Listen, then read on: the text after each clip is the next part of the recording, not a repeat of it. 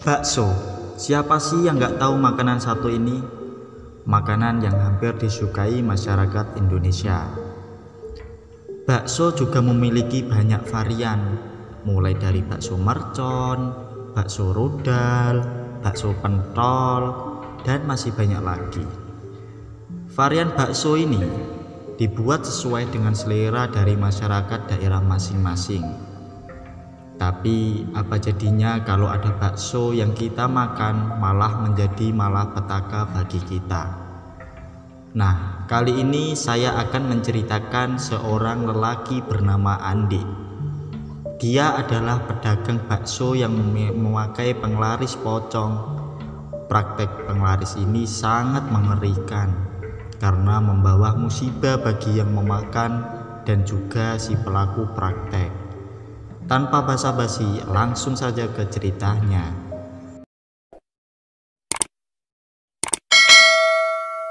Andi adalah seseorang yang sangat miskin di kampung itu. Dia mempunyai istri dan juga anak. Anak Andi ini masih sangat kecil. Setiap harinya Andi bekerja sebagai serabutan. Dari mencangkul sawah hingga kuli juga dia lakukan. Tapi jangan salah, Andi dulunya orang yang sangat kaya di kampung itu, berkat mendapat warisan dari orang tuanya dulu. Namun hartanya itu ludes karena dipakai untuk berjudi. Akhirnya hidup Andi kini sangat miskin. Setiap harinya dia selalu didatangi oleh pegawai bank yang menagih hutang. Makin hari kehidupan keluarga Andi semakin terpuruk. Hutang pun di mana-mana. Di warung ada, di tetangga ada, di teman pun juga ada. Istri Andi pun tidak betah dengan keadaan tersebut. Akhirnya istri meminta Andi untuk menceraikannya. Andi pun tidak bisa apa-apa. Akhirnya Andi menceraikan istrinya. Andi pun memutuskan pergi dari kampung. Dia berniat merantau ke kota dengan harapan Andi mendapat pekerjaan di sana. Sesampainya dia di kota, dia melihat ada warung bakso. Dia pun menghampiri pemilik warung bakso tersebut. "Tolong saya, Pak. Saya ingin bekerja, kerja apa saja, jadi pencuci mangkok pun tak apa," kata Andi. Dengan rasa iba, pemilik bakso pun memberikan pekerjaan kepada Andi. Hari demi hari pun dia menyaksikan bagaimana membuat bakso, hingga akhirnya Andi pun bisa membuat bakso dan bisa melayani pembeli bakso tersebut. Tahun demi tahun Andi pun bisa mengumpulkan uang. Hingga akhirnya dia memutuskan keluar dari pekerjaan tersebut dan membuka usaha sendiri, yaitu menjual bakso juga. Singkat cerita, Andi pun membeli gerobak dan sisa uangnya itu digunakan membeli bahan untuk membuat bakso. Akhirnya dia pun menjual bakso tersebut.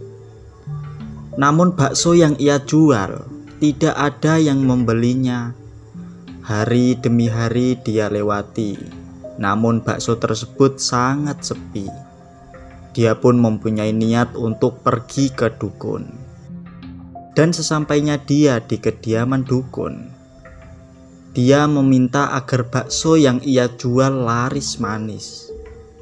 Lalu dukun tersebut memberikan pocong. Namun, pocong tersebut hanya Andi yang bisa melihatnya. Dukun itu menjelaskan cara memakai penglaris itu dengan cara mencampur kuah bakso tersebut dengan air liur pocong. Namun, pantangannya dia harus memberikan makan kepada pocong. Makanannya adalah bunga dari kuburan. Begitulah penjelasan dari dukun tersebut. Setelah memberikan amplop kepada dukun itu, Andi pun memutuskan pergi. Sesampai di kontrakan, Dia pun mencampur air liur pocong itu ke dalam kuah tersebut. Dan benar saja, rasanya sangat nikmat. Hingga Andi menggelengkan kepala. Rasanya lebih nikmat dari tempat bakso yang sempat ia bekerja waktu itu. Lalu Andi segera menutupi pocong tersebut menggunakan kain putih yang telah diberikan oleh si dukun tadi. Kini Andi pun siap berjualan. Tak butuh waktu lama, dagangan Andi pun sangat laris, hingga pelanggannya rela mengantri demi menikmati bakso yang Andi jual itu. Malam pun tiba. Andi segera melaksanakan perintah dari si dukun tersebut. Dia pun mencari bunga di kuburan. Setelah mendapatkan bunga itu, Andi segera kembali ke kediaman dan memberikan makan pocong itu. Dengan ganasnya, pocong itu saat melahap bunga kuburan tersebut. Dan hampir setiap malam Andi melakukan hal tersebut. Hingga para warga mulai curiga dengan Andi karena dia selalu ke kuburan setiap malam dan mengambil bunga-bunga kuburan itu. Akhirnya para warga mengintip kediaman Andi saat itu juga.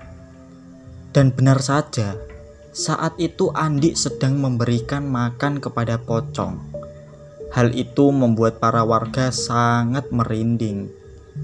"Kita gerbek paginya saja, kau lihat pocong itu," ucap salah satu warga. Lalu warga menyusun rencana untuk menggerebek rumah Andi itu.